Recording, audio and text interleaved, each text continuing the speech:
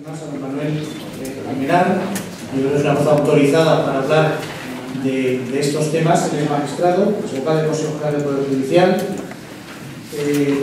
Yo creo que aunque su intervención por motivos de tiempo va a ser breve, yo creo que va a ser muy provechosa. Es el ponente de un informe muy interesante que además estremeció ciertos cimientos, puso el dedo en la llaga en unas cuestiones que la asociación que llevábamos desde hace mucho tiempo.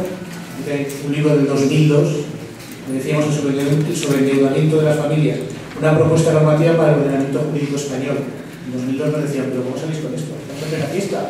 Bueno, pues yo creo que yo también, colectivo de los jueces, este informe que ahora va a comentar Manuel, yo creo que es muy interesante y además va a servir de preámbulo precisamente para los debates posteriores que habrá con este tema. Manuel, cuando quieras, y muchas gracias por todas. Bueno, muchas gracias en primer lugar a DICAE por la oportunidad que me brinda de estar con todos ustedes para abordar un tema que afecta tan gravemente a miles de familias como es el del sobreendeudamiento y la reforma, no y la reforma hipotecaria, sino la reforma de una serie de leyes que están en vigor y que afectan de una manera u otra al mercado hipotecario. Como decía amablemente el presentador, no soy el ponente, soy el coordinador de un grupo de trabajo formado por miembros de la carrera judicial y a los que se había encargado algo distinto. Lo que se les había encomendado era la elaboración de un estudio sobre propuestas para la agilización y mejora de la justicia de manera que se pudiera resolver los asuntos y dar sentencia en unos tiempos de respuesta inferiores a los que se están produciendo en la actualidad. Lo que sucede es que en el marco de estos trabajos los compañeros detectaron una preocupación en la carrera judicial y en los jueces de primera instancia y en particular en aquellos que llevaban esta materia sobre lo que estaba pasando, sobre lo que constituía un drama social. Y de ahí que decidiéramos entre todos hacernos eco de esta preocupación y buscar posibles fórmulas que permitieran llegar a algún tipo de solución equilibrada que distribuyera las consecuencias económicas de la crisis de manera equitativa entre ambas partes, no solo sobre una de ellas. Y dicho esto, sin más, vamos a entrar en lo que es el fondo de la intervención. Como todos ustedes saben, porque yo, a lo largo de la última década, el exceso de confianza motivado por la creencia de que los tiempos de pujanza económica nunca iban a finalizar, los bajos intereses, la ampliación hasta límites insospechados de los plazos de amortización, 30, 40 años, unido, por qué no decirlo, al sueño de muchos españoles de acceder a una vivienda de propiedad y a la actuación inadecuada de algunas entidades, todo ello dio lugar a una generalización de crédito hipotecario que en determinadas ocasiones se realizó sin valorar adecuadamente la capacidad real del deudor de proceder a la devolución del crédito o del préstamo hipotecario. La situación funcionó hasta que en los años 2007-2008 estallan burbujas financiera, inmobiliaria y económica, que en el fondo es exactamente lo mismo, son distintos reveses, distintas caras de la misma situación, y se sumió en nuestro país en una gravísima crisis económica que dio lugar a que se pusieran de manifiesto dos situaciones. La primera, la necesidad de auxiliar a las entidades bancarias, o al menos alguna de ellas, que habían restringido el crédito y que a su vez motivó el afloramiento de una serie de productos financieros, cuando menos complejos, que habían sido objeto en muchas ocasiones de una comercialización irresponsable. Pero en segundo lugar, la crisis también puso en manifiesto la situación de sobreendeudamiento que afectaba a muchas familias. Muchas familias que de repente vieron considerablemente mermada su capacidad para hacer frente a las cuotas de los préstamos que habían contratado y abocadas a procedimientos hipotecarios que normalmente finalizaban con la subasta de adjudicación de la vivienda o del local de negocio, porque no podemos centrarnos exclusivamente en el tema de la vivienda, por un precio que desde luego era muy inferior al de la adquisición de la vivienda o del local de negocio y que en cualquier caso distaba de ser el precio de mercado que en ese mismo momento podía abonarse por la finca de que se tratara. La respuesta por parte de los Estados y los organismos nacionales e internacionales se centró fundamentalmente, como ustedes conocen, en la inyección de ayudas a las entidades bancarias, sobre todo las más afectadas, con la finalidad de que pudieran recapitalizarse mínimamente y de esta manera que el crédito pudiera volver a fluir. Pero lo cierto es que estas medidas necesarias, porque la banca es un pilar del Estado, se centraron, como digo, en unas entidades que constituían la parte más fuerte de la relación, banco-cliente o banco-ciudadano, y en unas entidades que no habían sido ajenas al nacimiento del problema y que además contaban con instrumentos legales y económicos que reforzaban aún más su posición. Pues bien, estas medidas, sin caer en ningún tipo de populismo ni demagogia, deben completarse con otras que permitan extender a los ciudadanos, al eslabón más débil de esa relación, los efectos beneficiosos, ya sea desde el punto de vista legal, ya sea desde el punto de vista económico. Se trata de buscar fórmulas que permitan completar estas medidas de auxilio a la banca con otras que, como decía antes, permitan distribuir de una manera más equitativa las consecuencias de la crisis que hasta ahora están recayendo fundamentalmente sobre los ciudadanos, sobre los particulares, en suma, sobre los deudores hipotecarios. Pues bien, ¿cuáles son esas propuestas? Para entrar a analizar soluciones o fórmulas concretas, yo creo que es necesario primero sentar una serie de premisas que delimiten el terreno en el que nos estamos moviendo. Y así, en primer lugar, yo creo que todos somos conscientes de que estamos ante dos intereses contrarios, pero ambos dignos de protección. De un lado, la problemática de bancos y cajas de ahorros que tienen que provisionar los préstamos fallidos y el evidente riesgo de que una modificación desproporcionada o inadecuada del procedimiento judicial hipotecario, del procedimiento de ejecución directa de la garantía hipotecaria, complique aún más las posibilidades de financiación de estas entidades mediante la emisión de títulos hipotecarios. Recordemos que en estos momentos hay más de 700.000 millones de euros en este mercado de títulos hipotecarios. Pero este interés debe ponerse en relación o debe conjugarse de manera equilibrada con otro, y es el de que la situación actual exige la adopción urgente de una serie de medidas de efecto inmediato que permitan salir al paso de cuestiones sociales y al mismo tiempo que nos abran un margen temporal suficiente para abordar medidas de mayor alcance.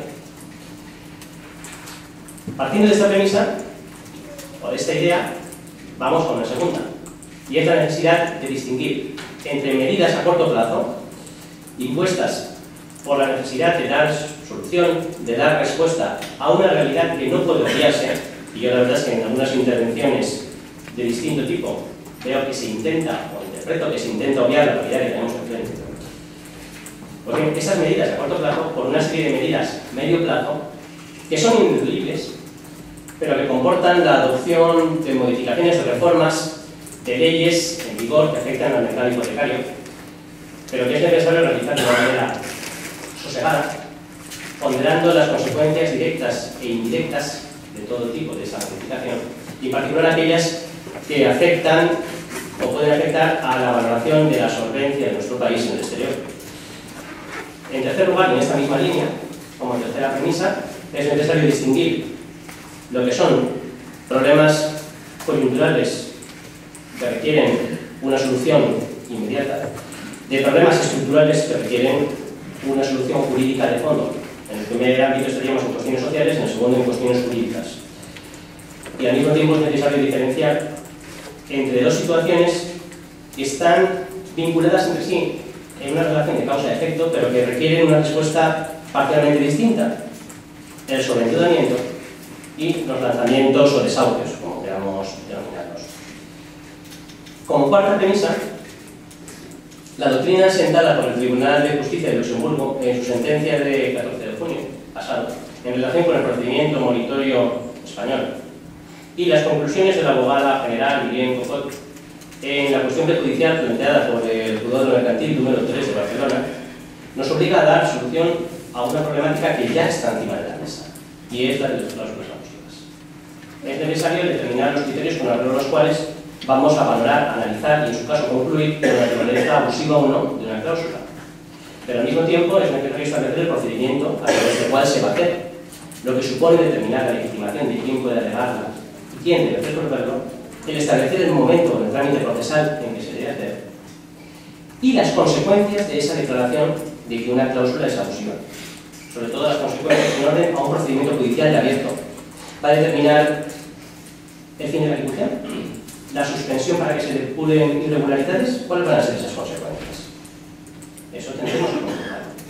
Y finalmente, como quinta premisa, con cualquier reforma es absolutamente necesario definir quién es el destinatario de estas medidas de protección. Obviamente no es lo mismo aquel que, llevado por el suerte de tener una casa en propiedad, se embarcó con sus ahorros en una hipoteca y aquel que hizo negocio con la especulación de la compraventa de pisos. Por tanto, deberemos establecer una serie de parámetros que nos permitan deslindar cuál es el destinatario, cuál es ese deudor digno de protección. Todos son dignos de protección, pero bueno, unos más que otros en función de las circunstancias. Bueno, pues aquí a lo mejor deberemos tener en cuenta la naturaleza de la vivienda, es decir, si es una vivienda, primera vivienda o vivienda habitual, o incluso si es un local de negocio donde se desarrolla la actividad laboral habitual. Porque no olvidemos que, junto con la problemática de las viviendas habituales, existen miles de trabajadores autónomos en nuestro país que viven del trabajo que están desarrollando en un bajo, en un piso, en un bar, un zapatero, y que perdido ese bajo pierden la posibilidad de desarrollar su trabajo, que puede ser tan grave casi como la pérdida de la vivienda. Bueno, pues tenemos ahí un parámetro. Otros parámetros: la existencia de viviendas o locales de negocio en propiedad o disposición aparte de aquella que se está ocupando, la existencia de cargos familiares, de ayudas públicas, que la imposibilidad de pagar obedezca a circunstancias sobrevenidas e imprevistas, situaciones de especial vulnerabilidad y en general cualquier otro tipo de elementos que nos permitan identificar a un deudor como digno de especial protección. Pues bien, partiendo de estas premisas, yo creo que cualquier actuación debe desarrollarse en dos planos. Como decía antes, medidas a corto plazo, medidas a medio plazo. En primer lugar, respecto de las medidas a corto plazo, y siempre con carácter previo definiendo quién es el destinatario, al que nos vamos a referir. Pues bien, yo creo que la primera medida de todas ellas vendría dada por la necesidad de proceder a la suspensión transitoria de los procedimientos judiciales en marcha.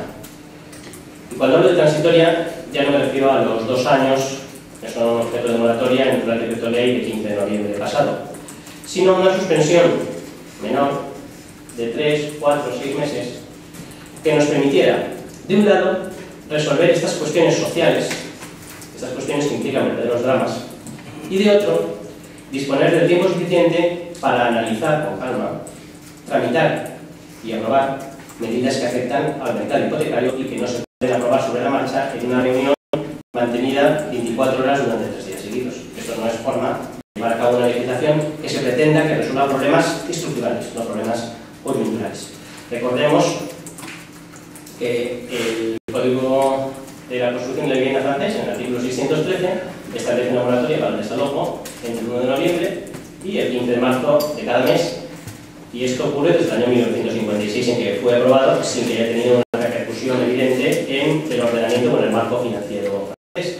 Yo no estoy hablando de medidas que se repitan todos los años, sino de la necesidad de llevar a cabo una suspensión para parar, resolver un problema urgente y disponernos a resolver un problema que no por no ser urgente es menos necesario, que es el estructural, que es el del mercado hipotecario. En segundo lugar, como segunda medida, nos encontramos ante una laguna legal, y es la forma de articular la invocación de cláusulas abusivas. Esta laguna está provocando que en cada partido judicial, y en nuestro país hay 431, las juntas de jueces, o en cada audiencia provincial, podemos tener una por provincia, las juntas o plenos de magistrados de la audiencia, estén buscando soluciones llevadas por la mejor de las intenciones para esta situación. Pero claro, lo que no podemos admitir, porque atenta contra la mínima estructura jurídica, es que haya 431 resoluciones o soluciones distintas o 50 soluciones distintas en función de la audiencia provincial. En este momento hay ya unificación de criterios, en la ciudad de Valencia, en la ciudad de Mallorca, en la ciudad de Málaga, en la ciudad de Vigo, en la audiencia provincial de Baleares, y cada uno con un criterio distinto. Ya digo, todos bien intencionados, pero en unos casos lo que se ha hecho es establecer un límite máximo al interés, en otros acordar la suspensión de los procedimientos, en unos terceros establecer que se va a proceder a la revisión de oficio de todas las cláusulas abusivas que existan en los procedimientos judiciales en marcha. Bueno, todo eso está muy bien, pero esto no es propio de un Estado de Derecho. Es necesario que se establezcan una serie de pautas que introduzcan un mínimo de seguridad jurídica en todo el funcionamiento del sistema. Estas pautas, lógicamente, deberían venir por vía legislativa. Mientras no dispongamos de una norma, pues habrá que atender a la posibilidad de establecer pautas comunes como las que se han aprobado por la Sala de Gobierno del Tribunal Superior de Justicia del País Vasco, que dirige una prevención con carácter general a todos los jueces en relación con la aplicación del Real Decreto Ley del 15 de noviembre pasado.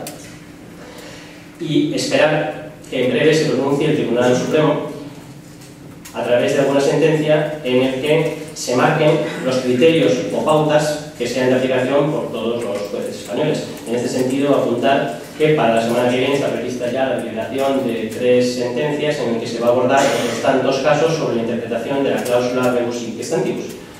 Para los profanos, de lo que se trata es de valorar si la alteración de las circunstancias en función de las que existían cuando se celebró el contrato y las que existen ahora puede determinar la alteración o el cambio de las prestaciones de las partes, llegando incluso a dejar sin efecto la obligación de hacer frente a alguna de las partes a las prestaciones asumidas. O sea que previsiblemente a lo largo de la segunda quincena de diciembre o la primera de enero ya dispondremos al menos de una pauta sobre la interpretación de esta cláusula, que ha sido además equivocada, yo creo que por ADICAE en algunos casos, para poner de relieve que se han cambiado las prestaciones, que lo que en su momento era justo era un equilibrio entre una prestación del banco y una prestación de devolución por parte del ciudadano. Sin embargo, como consecuencia de la crisis ya han dejado de ser equilibradas y por tanto se ha producido un cambio que tiene que dar lugar a una revisión de la situación. Hemos hablado de 2 medidas. Una tercera medida, siempre en el marco del corto plazo: la limitación de los intereses de demora.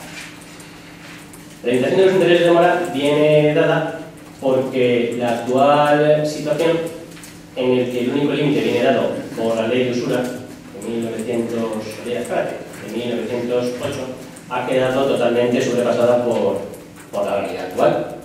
Si en tiempos, y todos los que ya tenemos algunos años, pues en su momento nos comprometimos a pagar determinados intereses del 14-15% ordinarios y del 20 y tantos, 27-28% de demora, y cualquiera pues, de los que estamos en los 50 cuando compramos la casa, así lo hicimos y no se nos planteó ningún problema, lo cierto es que la realidad ha cambiado por completo. Es necesario proceder a una revisión con la finalidad de que cuando se produce una situación de mora, los intereses no empiecen a devengarse a semejante tipo que al final la bola crezca de manera que sea imposible ya proceder al pago de la cantidad no del principal, sino de sus propios intereses, que al final son más a veces que el propio principal. Bueno, pero es necesario establecer unos límites de manera legal. Y esos límites deberían hacerse o bien directamente por fijación de un tipo o bien por revisión a algunos de los tipos que ya existen en nuestro ordenamiento jurídico. Recordemos que en nuestro ordenamiento jurídico existe el interés legal, que ahora está en el 4%, pero también existe el de las operaciones comerciales, que está en el 8%, o en la ley de contrato de crédito al consumo se establece el 2,5% de las operaciones comerciales, es decir, el 20%. Entonces, podemos plantearnos, si yo solicito un crédito para irme de viaje, o simplemente para hacer una operación de cirugía estética, existe un límite máximo de intereses de mora del 20%, y sin embargo, cuando solicito un préstamo para acceder a un bien de primera necesidad como es la vivienda, ¿no hay límite? Y puede ser un 27 o un 28%. Hombre, no parece lógico. Es necesario establecer algún límite. Y ese límite debe hacerse en virtud de una norma legal. Es decir, por concreción directa de un tipo, el que sea, el 15, el 16, el 20, o por revisión de algunos de los que existen. Pero lo que no puede ser es que dejemos esta falta de regulación a la libre interpretación de los jueces. ¿Por qué es lo que provoca? Pues que en la ciudad de Valencia los jueces hayan entendido que consideran abusivo el interés de mora superior al 16%, a 4 veces el interés legal. Está muy bien, pero claro, Lo que no puede ser es que en Valencia sea así y en Massamagrell, que es el partido vecino, sea otro. Bueno, aquí hay que establecer algún tipo de norma común para todos. Y esa norma común debe pasar por una limitación de los intereses de mora, porque si no, van a ser declarados abusivos por el propio Tribunal de Luxemburgo, el Tribunal de Justicia de la Unión Europea. En cuarto lugar, yo creo que es necesaria una reforma urgente de la Ley de Enjuiciamiento Civil, y más concretamente del artículo 695.1, que es el que regula las cláusulas de oposición en el procedimiento hipotecario. Y es necesario modificarlo para incluir entre esas cláusulas de oposición la alegación o la invocación de cláusulas abusivas, que hoy, en principio, no pueden invocarse. Hoy las posibles cláusulas de oposición se circunscriben a la existencia o no de la deuda y la existencia o no del pago. No cabe otra posibilidad de oponerse. Pues bien, con la doctrina del Tribunal de Luxemburgo, en la medida en que es necesaria la revisión del ciclo de las cláusulas abusivas, será no conveniente, sino necesario incluir en la regulación legal la posibilidad de recoger como causa de oposición a la ejecución la existencia de cláusulas abusivas. Bien por una redacción de la propia cláusula, bien por remisión a las previstas en los anexos del texto refundido de la Ley de Consumidores y Usuarios o de condiciones generales de la contratación. Eso sería indiferente. Por otra parte, sería necesario introducir la revisión legal de que el registro mercantil pudiera, a petición de las partes, designar un experto independiente que, previo análisis de las circunstancias, pudiera hacer o presentar un plan de pagos o una fórmula de renegociación, con un añadido. Y es que, para el caso de que finalmente la entidad bancaria no asumiese ese plan de pagos y abocase a las partes a un procedimiento, si finalmente el juez asume la propuesta realizada por ese experto, se incluirá algún tipo de penalización para la entidad bancaria. Esto podría conjugarse con la mediación obligatoria a petición de cualquiera de las partes, para lo que tampoco necesitamos una reforma legal, porque disponemos del artículo 640 de la Ley de Enjuiciamiento Civil, que en función de cómo se interprete nos dejaría margen para ir a esta mediación. Lo único que habría que incluir es un desarrollo reglamentario que permitiera establecer el carácter perceptivo de la mediación a petición de cualquiera de las partes. Otra de las medidas a corto plazo afecta a los umbrales de aplicación del Código de Buenas Prácticas, que ya ha sido reformado hace apenas un par de semanas. Es verdad que se ha incrementado el importe de los ingresos que permite acceder al Código de Buenas Prácticas, pero también es verdad que esto no es suficiente. Sería necesario proceder a una revisión al alza de los límites establecidos para los precios de las viviendas en función de la localidad. ¿Por qué? Pues porque si comparamos esos precios con los que existían en toda España en los años 2004, 2005 y 2006, pues realmente resulta difícil encontrar supuestos que se cobijen al amparo o que determinen la aplicación de este Código de Buenas Prácticas. Y quien dice eso también habría que pulir ese Código de Buenas Prácticas para que, donde dice deudor, pudiera decir ejecutado, donde dice acreedor hipotecario, afectara no solamente a las entidades bancarias, sino a cualquier acreedor hipotecario que esté haciendo uso del procedimiento hipotecario, etc. Es decir, habría que proceder a una revisión de los umbrales de aplicación del Código. Dentro de este mismo ámbito de buenas prácticas, de medidas a corto plazo, habría que analizar la posibilidad de eximir del impuesto de transmisiones jurídicas y actos jurídicos documentados, transmisiones patrimoniales y actos jurídicos documentados, a los préstamos y créditos hipotecarios que tuvieran por objeto la vivienda habitual o, en su caso, un local de negocio en donde se desarrollara la actividad laboral habitual. Todos ustedes recordarán, bueno, los más jóvenes, ¿no? Lo que sucedió en los años 93-94, cuando, para fomentar la renovación de los préstamos y permitir que la bajada de los tipos de interés afectara a todos, de manera que no estuviéramos encorsetados por el préstamo que en su momento habíamos concertado en el año 88-89 o 90, se permitió, se eximió en gran parte de los impuestos para permitir que hubiera renovaciones, de manera que yo no podía ir con mi hipoteca de un banco a otro. Bueno, pues habría que buscar algo similar y recordemos que en este sentido ya hay comunidades autónomas que eximen, porque es un impuesto transferido, del impuesto de transmisiones patrimoniales y actos jurídicos documentados, como por ejemplo Aragón, Navarra y en parte, hasta determinada cantidad, incluso Cataluña. Bueno, pues es una forma de incentivar. Igualmente, en estas medidas a corto plazo habría que establecer aquellos supuestos en los que, en función de las circunstancias, la entrega de la vivienda habitual o del local de negocio tuviera efectos distintivos del crédito o del préstamo hipotecario a petición del deudor y sobre todo en aquellos casos en los que se hubiera detectado alguna mala praxis por parte de la entidad bancaria, como por ejemplo los avales cruzados que todos hemos conocido u otros similares. Y finalmente, para concluir este apartado de medidas a corto plazo, sería necesario establecer un régimen transitorio, dentro del cual podemos distinguir dos supuestos. Las reclamaciones prejudiciales, es decir, aquellas que todavía no se han plasmado en la interposición de una demanda, en las que yo creo que el órgano competente, ya sea el Banco de España, ya el departamento correspondiente del Ministerio de Economía o cualquier otro, debería dictar pues, una circular, una instrucción, en el que estableciera el modo a través del cual el acreedor va a determinar el importe que va a continuación a reclamar a través del procedimiento de ejecución hipotecaria,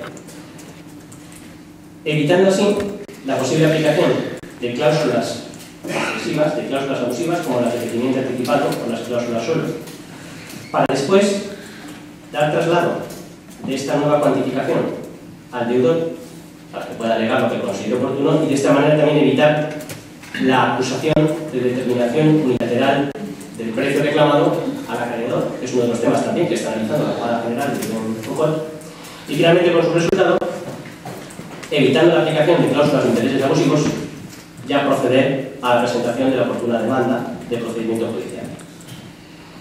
Y en segundo lugar, respecto de aquellos procedimientos que ya están en marcha, debería también articularse un mecanismo que podría ser o bien la suspensión de común acuerdo o bien la suspensión de instancia del acreedor en aquellos casos en los que el deudor no está personado, que suele ser habitual, con la finalidad de que en esa suspensión el acreedor pueda depurar su reclamación de la existencia de cualquier cláusula que pueda afectar, que incida directamente en la cantidad que se está reclamando o que afecte a las posibilidades de defensa del deudor. Dando a continuación traslado de esta nueva reclamación o de la reclamación así depurada al deudor, y una vez transcurrido el plazo, el juez analice la procedencia o no de la existencia de cláusulas abusivas y con ellas proceda a plantear el poner fin a la ejecución o el mandar a seguir adelante la misma. Y esto sería un conjunto de medidas que podrían implantarse en un plazo muy breve, de no más tardar de 1 o 2 meses. Recordemos que muchas de ellas pueden hacerse a través de un real decreto ley, porque aquí sí que hay razones de urgencia, no como en otras situaciones en donde sí que se está recurriendo al real decreto ley. Pero junto con estas medidas a corto plazo, habría que también plantear el análisis de otras medidas a largo plazo o a medio plazo. ¿Cuáles? Pues sí podríamos abordar las siguientes. En primer lugar, una modificación del procedimiento de ejecución hipotecaria con la finalidad de reconducirlo en la medida de lo posible al procedimiento de ejecución ordinaria. Lo que no tiene mucho sentido es que existan unas diferencias tan grandes entre la ejecución de una sentencia, que es un título que ya ha dictado el juez y que ya ha pasado por una serie de ciclos, y la ejecución de una póliza en la que no ha intervenido ningún juez. Sin perjuicio de reconocer el carácter especial del procedimiento de ejecución hipotecaria, tendríamos que intentar reconducir, en lo posible, una regulación a la otra. En cualquier caso, habría que modificar las cláusulas de oposición que pueden alegarse en el procedimiento de ejecución hipotecaria. En segundo lugar, habría que proceder a una reforma de regulación de los intereses en nuestro ordenamiento jurídico. ¿Y por qué digo esto? Pues porque de conformidad con los artículos 1173, 1109 del Código Civil y 317 del Código de Comercio, la situación actual es la siguiente. De un lado, los intereses, desde que son judicialmente reclamados, siguen devengando nuevos intereses. De otro lado, nos encontramos con que los pagos se entienden siempre hechos a los intereses y no al capital, con lo cual la bola sigue creciendo. Bueno, pues al menos cuando se trata de préstamos o créditos relativos a la adquisición de vivienda habitual, en su caso local de negocio, deberíamos plantearse que los pagos se entienden siempre hechos al capital y no a los intereses, con la finalidad de ir disminuyendo el importe que está generando nuevos intereses. Y al mismo tiempo prohibir el anatocismo, es decir, que los intereses vuelvan a generar, se sumen al capital y sigan generando nuevos intereses. En tercer lugar, debería procederse a un análisis sobre el riesgo, sobre el reparto del riesgo. Y me explico. Hasta ahora, en la idea de que los precios siempre suben, cuando se formalizaba un préstamo hipotecario, la entidad bancaria contaba con que la garantía, la vivienda, el local, siempre iba a subir de precio, con lo cual la garantía se iba reforzando. ¿Qué pasa? Que no nos hemos encontrado con que no ha sido así. Con que ha ido disminuyendo de precio y la garantía ha disminuido, con lo cual ahora que es de subasta se obtiene un precio bastante inferior que el que en su momento fue objeto del contrato para la adquisición de la vivienda. Pues bien, esto que es un riesgo derivado de los negocios, debería repartirse entre las partes. Lo que no puede ser es que única y exclusivamente recaiga sobre una de ellas, que es el deudor. Pero quien dice esto dice lo mismo al revés. Si yo, acreedor hipotecario, me adjudico una vivienda en subasta, porque no se ha podido hacer frente por el deudor al pago de las cuotas, por 50, y en un plazo prudencial, 2 años y medio, lo que pensemos, la vendo por 100, esa plusvalía también debería repartirse entre las partes. Y al menos que el 50% de esa diferencia fuera aplicado al pago de la deuda que todavía sigue en vigor y que todavía va a seguir teniendo intereses. Tendríamos que buscar una fórmula que permitiera el reparto de los riesgos de una manera equilibrada entre las partes. En cuarto lugar, habría que proceder a una reformulación, ampliación, potenciación, unificación, como queremos llamarlo, de las subastas electrónicas, con la finalidad de dar una mayor publicidad, conseguir incrementar el número de interesados y lograr así un incremento del precio que se consigue por la venta en pública subasta del bien de que se trate. Aquí sí que me consta que se están haciendo trabajos en esa línea con la finalidad de que exista una subasta centralizada dependiente del boletín oficial del Estado. Pero junto con estas medidas también, a largo plazo, habría que plantear la regulación de un procedimiento concursal específico para las personas físicas que permitiera, en función de las circunstancias, el proceder a la suspensión de algunas ejecuciones y entre ellas las que pudieran afectar a la vivienda habitual. En la actualidad, las personas físicas que se encuentran en situación de insolvencia no tienen otro procedimiento que el procedimiento concursal ordinario, pero que está pensado para el concurso de las personas jurídicas, para el concurso de las empresas, y no tiene previsiones específicas para las personas físicas. De hecho, cuando a mediados del año pasado se presentó una propuesta en el marco de la Comisión Federal de Codificación para incluir en la ley del concurso un título específico para el procedimiento concursal de las personas físicas, se rechazó, pues, aludiendo al impacto que esto pudiera tener, al efecto llamada que pudiera dar lugar, y a que en España la moratoria, lo que es la mora, en lo que es el tema de los préstamos hipotecarios, pues será muy pequeña, se abriría el 3%. Pero bueno, vemos que son unos argumentos que hoy se vuelven a poner encima de la mesa, y sin embargo la necesidad de ese procedimiento concursal de las personas físicas es cada vez más necesario.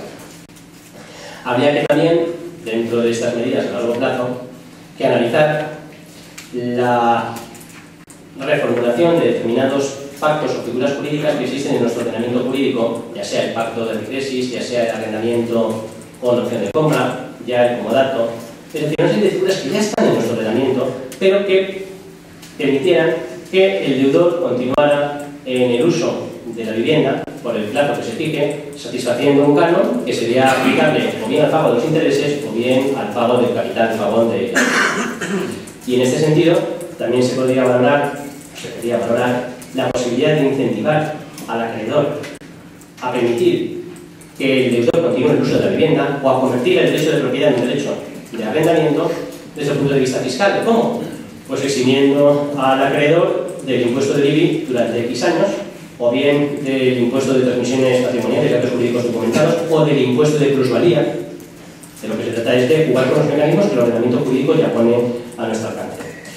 Igualmente, como medida a corto plazo, debería revisarse la posibilidad de que el deudor pueda rehabilitar el préstamo abonando las cuotas que debe, sin la limitación que hoy existe. Hoy lo puede hacer una vez cada 5 años. Pero bueno, en la actual coyuntura económica, esta situación se puede repetir más de una vez cada 5 años, desgraciadamente. Y finalmente, para completar ya este bloque y por encima de la intervención, debería valorarse también la constitución de comisiones mixtas entre la administración, la banca y los consumidores que ofrecieran una salida negociada a la situación. Es verdad que muchas entidades bancarias ya lo vienen haciendo y vienen ofreciendo estas fórmulas de refinanciación. Pero también es verdad que no es lo mismo que el debate, el diálogo, se haga entre alguien que esté en una posición fuerte y alguien que esté en una posición débil, que el que se haga en un marco de una comisión en que está la administración, en el que no está directamente ninguna de las partes y que probablemente dé lugar a una solución mucho más objetiva que permita una salida más fácil a las dos partes. Y es más, incluso podría concederse a estas comisiones la facultad de que por unanimidad pudieran hacer uso de las facultades que la ley de ventaplazos de bienes muebles concede al juez para ampliar el plazo de amortización o, en su caso, reducir transitoriamente los intereses o las cuotas o establecer una moratoria cuando, y así lo dice la ley, se produzcan circunstancias excepcionales, discrecionalmente apreciadas por el juez, aquí podría ser la comisión, como accidentes de trabajo, infortunios familiares, larga enfermedad y otros similares. Si esto existe en relación con la ley de ventaplazos de bienes muebles, ¿por qué no se puede plantear cuando se trata de un bien de primera necesidad como es una vivienda habitual o un local de negocio donde se desarrolla la actividad habitual? Aquí alguien podrá decir, bueno, es que en estos casos puede resultar afectado el banco o la entidad de que se trate, ¿bien? Pero esto se soluciona estableciendo que la comisión para estos casos actuaría por unanimidad. No se entiende por qué se puede facultar al juez y no se puede facultar a una comisión institucional como podría ser esta. Y ya con este sin perjuicio de que junto con estas medidas a corto plazo y a largo plazo pues pueden plantearse muchísimas más, les doy las gracias por su atención. Piden disculpas por la brevedad del expediente debido al retraso.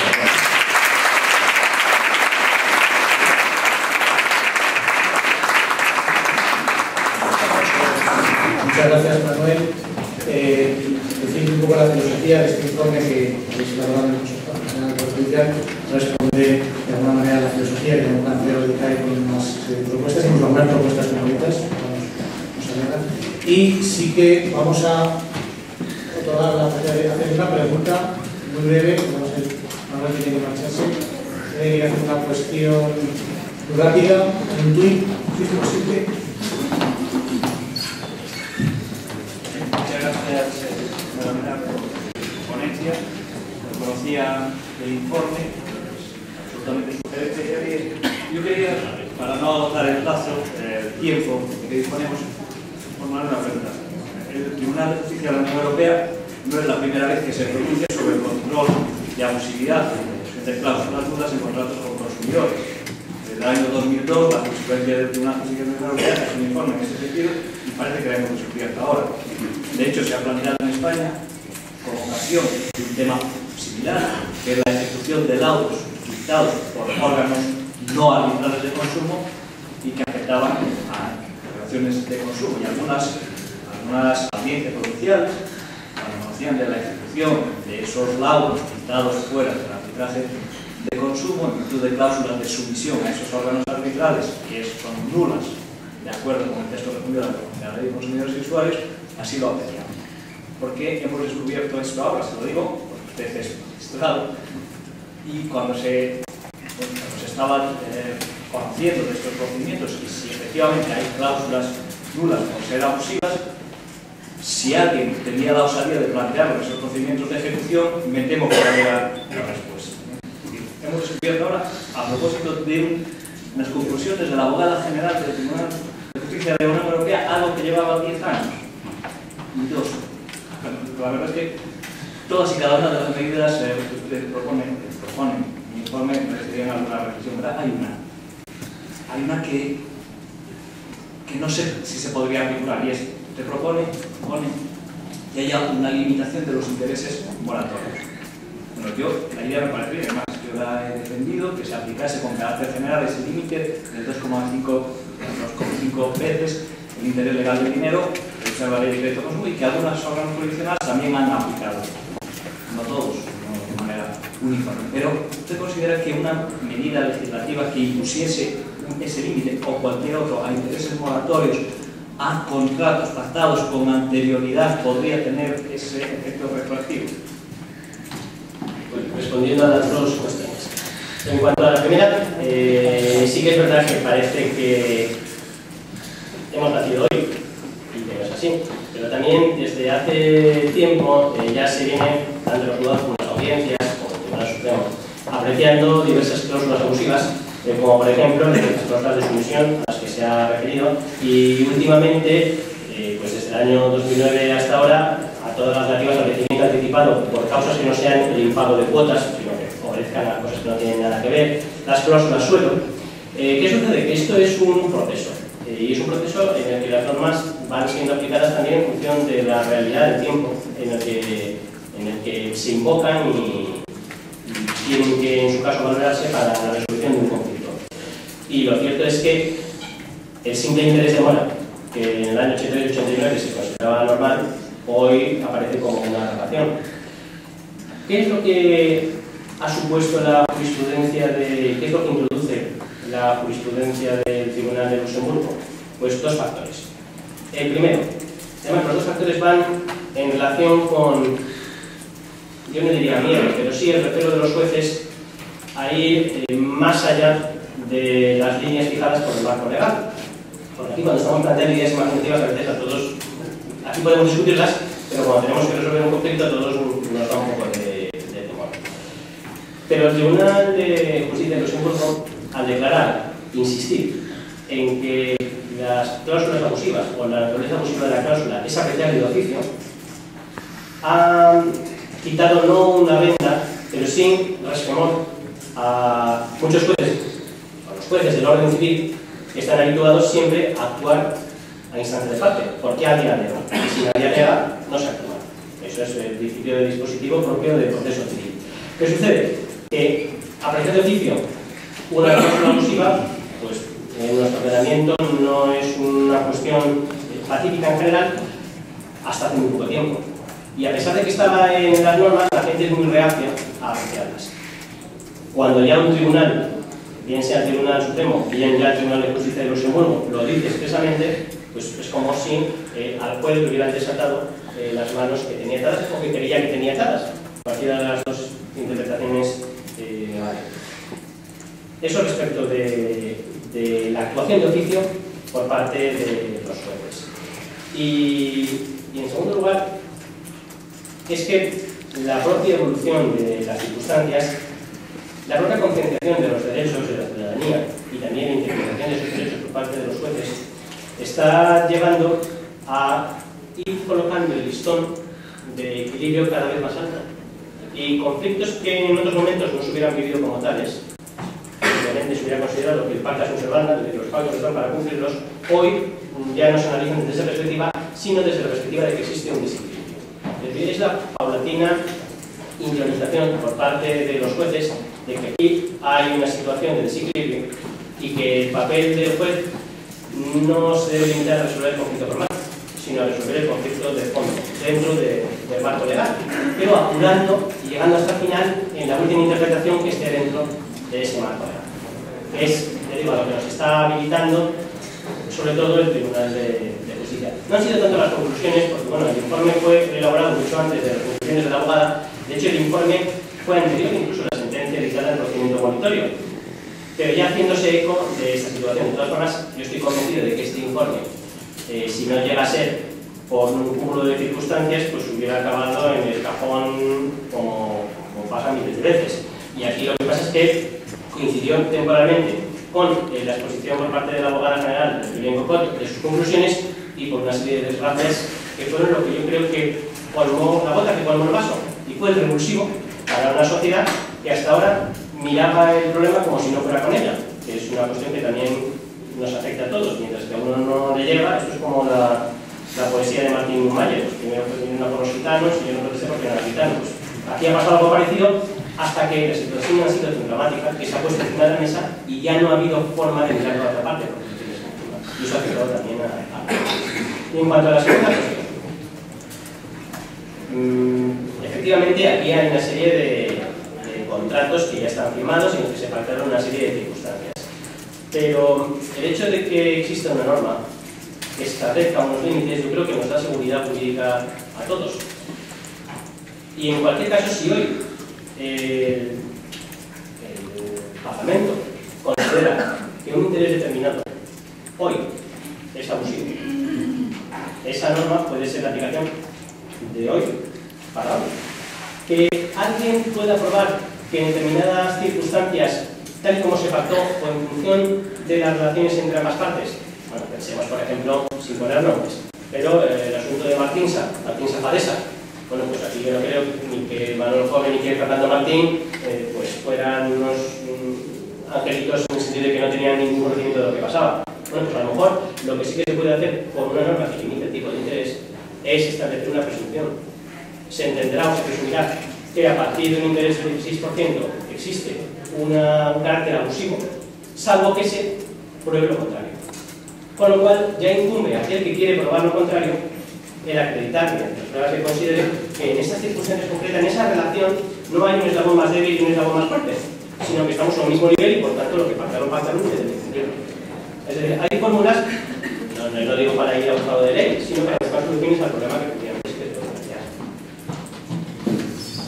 Muy bien, pues muchas gracias. Y si les ha quedado alguna cuestión, una pregunta por cuestión de tiempo, hemos dicho que solamente una cuestión, pero no se preocupen porque en la siguiente mesa vamos a tratar el tema de hipotecas, vamos a profundizar lo que ha expuesto de manera excelente Manuel ahora mismo y por eso es porque habrá una ocasión de plantearnos. Muchas gracias, Manuel.